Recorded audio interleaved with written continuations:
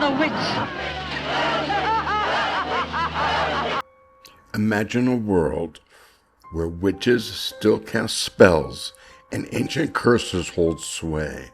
That's the unsettling reality of City of the Dead, a 1960s horror film that's become a cult classic. How does a film released over 6 decades ago remain relevant today? Let's delve into the reasons why City of the Dead is still chilling audiences in a modern era. Think about the horror movies you love. The Exorcist or Rosemary's Baby come to mind, right?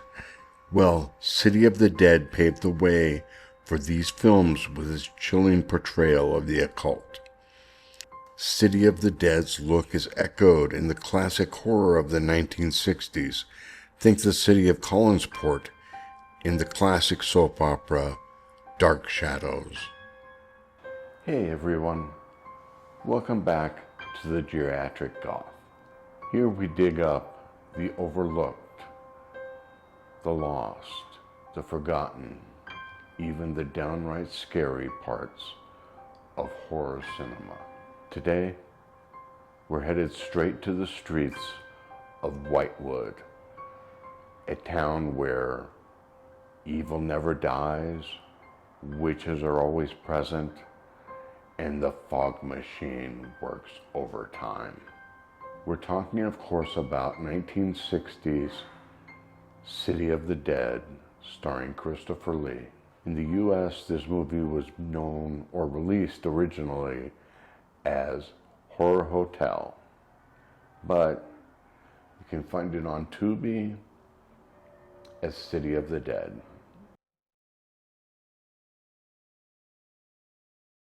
So here's the setup. A college student named Nan is studying witchcraft. The professor, played by Christopher Lee, recommends that she travel to the city of Whitewood in order to do some research in a place where witchcraft was something that really happened.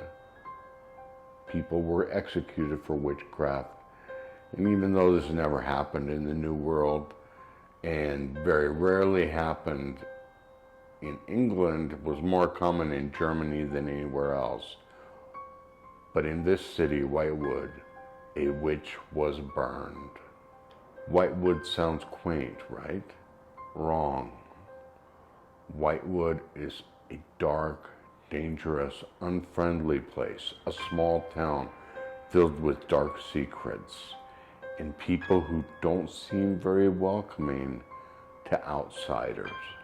The local inn looks like it's run by a woman who may have stepped out of the 17th century. And here's a spoiler. Maybe she does.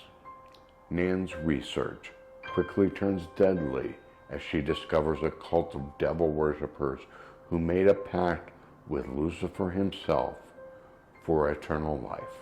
When Nan disappears in classic horror fashion, her friends come looking for her. Let's talk about what works in this film, because honestly, there's a lot to love. First up, the atmosphere. Director John Moxey creates a fog-drenched nightmare that feels like it crawled out of an Edgar Allan Poe story. Whitewood is oppressive, claustrophobic, and deliciously gothic. It's almost a character on its own. Then there's the cinematography. The movie was shot great. It uses shadows like a paintbrush. The stark contrasts and deep blacks give it a timeless, haunted feel, like a low-budget cousin of Psycho or Nosferatu. And of course, Christopher Lee. He brings that cold, academic menace that only he can. He's only in the film for a limited time, but man, he makes it count.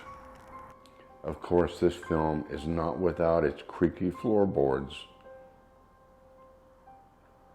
The pacing in the middle of the film is slow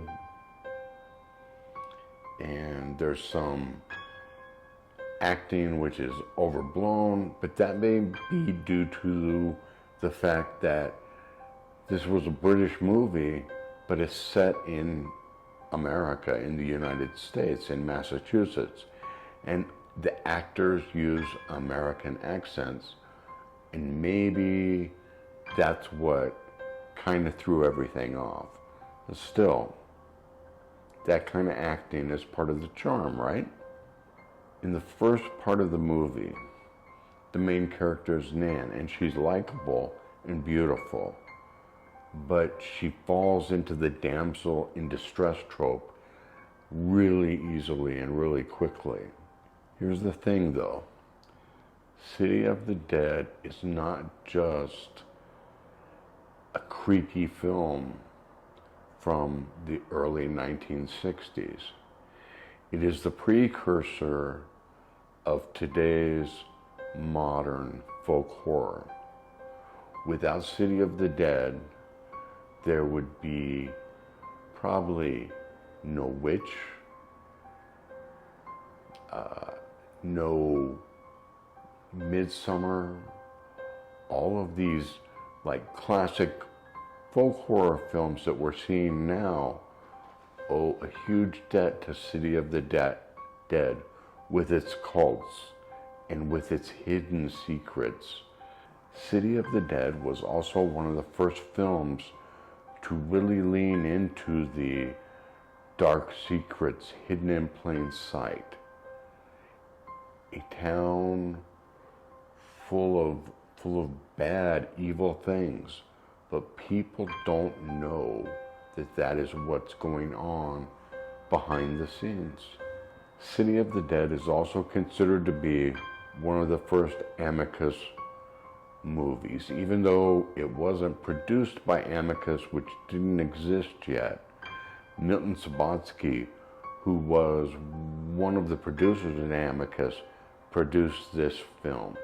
And so a lot of folks look at this as the first Amicus movie. And Amicus was really the only competitor for the crown of British horror movies to Hammer. Kind of a big deal. City of the Dead is a classic, moody horror film with some surprisingly dark edges.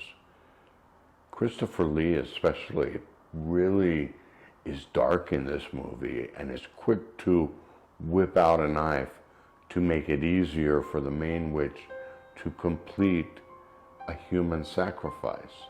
If you're into black and white horror, classic chills, or even just watching Christopher Lee being gloriously evil, City of the Dead is a must-watch.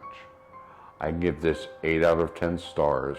It's a must-watch film for people who love classic British horror movies.